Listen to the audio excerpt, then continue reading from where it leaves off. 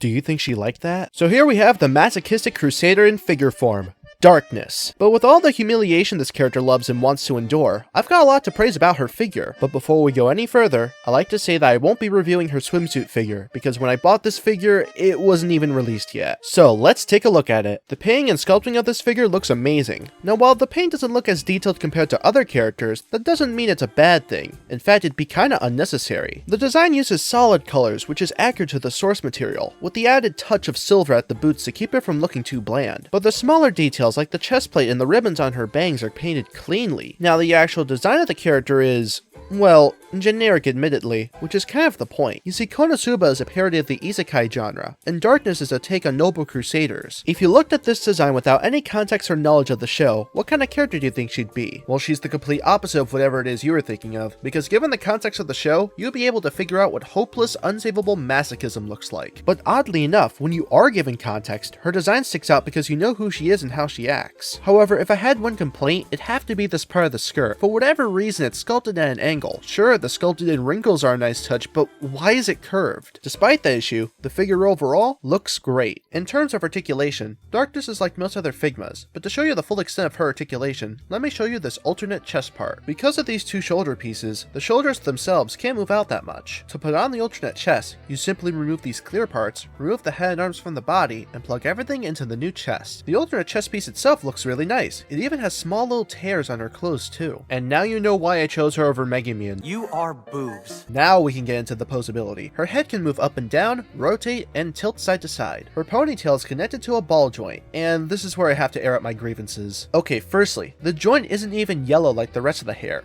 It's clear. Secondly, and this is a word of caution, the joint that connects the ponytail to the head is stuck in there. You can't move it at all. Now I had thought that it was a simple ball joint, but it isn't for some reason. So when I tried moving it, I almost snapped it off. In fact, there's an almost visible stress mark near the head. I don't know why they did this in the first place, since it would have been given much more posability. To make matters worse, the joint is at an angle, giving the illusion that it could be posable. Now you might be asking me, Spino, wouldn't the added ball joint cause it to pop off of the head? Well, I would have taken that than having it be anchored there. Added posability is better than no posability, so be extremely careful when posing this thing. Anyways, her chest can swivel, and unlike most Figmas, can lean really far back. We'll get into why in a few. I should also mention that the connection between the body and the chest is also a bit loose. This problem also goes for the main chest as well. The shoulders can rotate and bend, as well as the elbows and the hands. The biceps on the main chest have a swivel here, but be careful of the shoulder pads. They're connected by very thin pieces of rubbery plastic.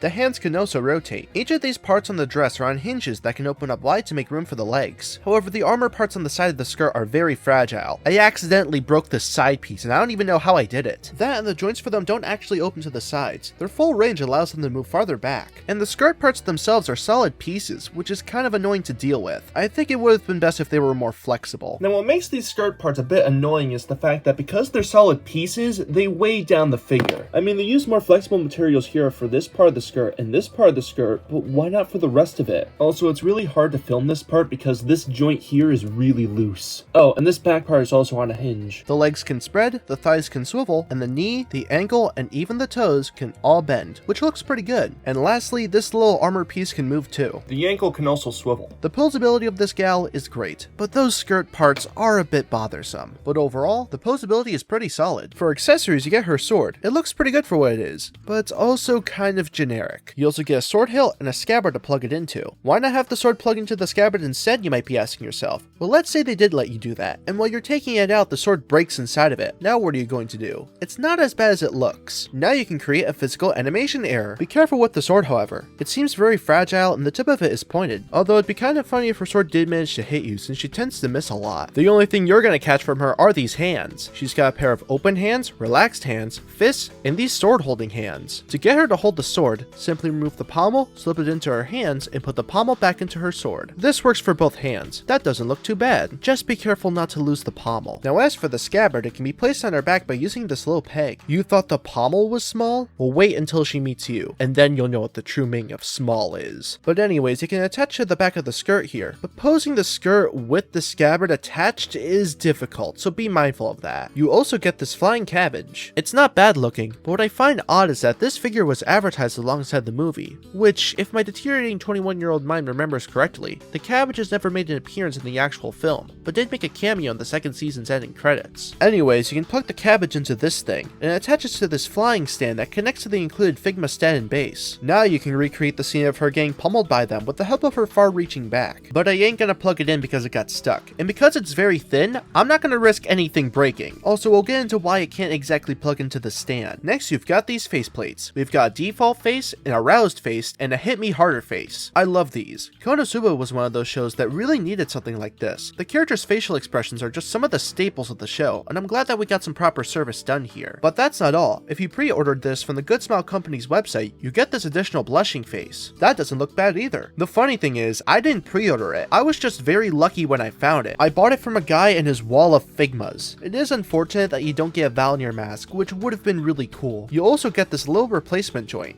I think. I don't know what this is for. Well, it's for the wrist joint breaking, which hasn't happened yet, thankfully. Now, the Figma stand and base are included, but I ran into a little problem. The stand broke. So I plugged it into her back, but I removed it the wrong way and it snapped into her back. And to make matters worse, I removed them with a pair of snips, so I couldn't glue it back on. Yeah, in my defense, I'm very stupid, so I had to buy a new stand, and it ain't too bad. Although you can't plug the flying cabbage stand into it due to it being too thin. The figure also comes with a stand adapter, but I keep forgetting that this exists. It also can't plug into the new stand all the way. Lastly, you get the Figma sandwich bag to shove everything in. The accessories overall are all the things Darkness really needs, other than someone to put her in her place. Finally, let's scale her out. She's roughly 5.5 inches. Here she is next to the Figma Saki Izuyoi, NECA SOS Goji, Amber Collection Velociraptor, and the Super Action Statue Part 3 High Dio. Fun fact, the English voice actor for Dio, Patrick Seitz, also voices Verdia in the English dub. You wish to defile me, don't you? What? Also, here's the Figma swimsuit Aqua. Yeah, so I couldn't find the original outfit Aqua, so it was this or nothing. So do I recommend this figure? Absolutely. She's not bad. She comes with a good amount of accessories and great articulation, but she is a Figma after all, so I hope you're ready to cough up some organs when buying her. And then she'll finally be with the degenerate of her dreams. Why'd you think I bought her in the first place? Well, at least I didn't go for Mega Man, because I'm a degenerate with standards. And that about wraps things up. Thank you so much for watching, and I'll see you guys in the next one, whenever that'll be.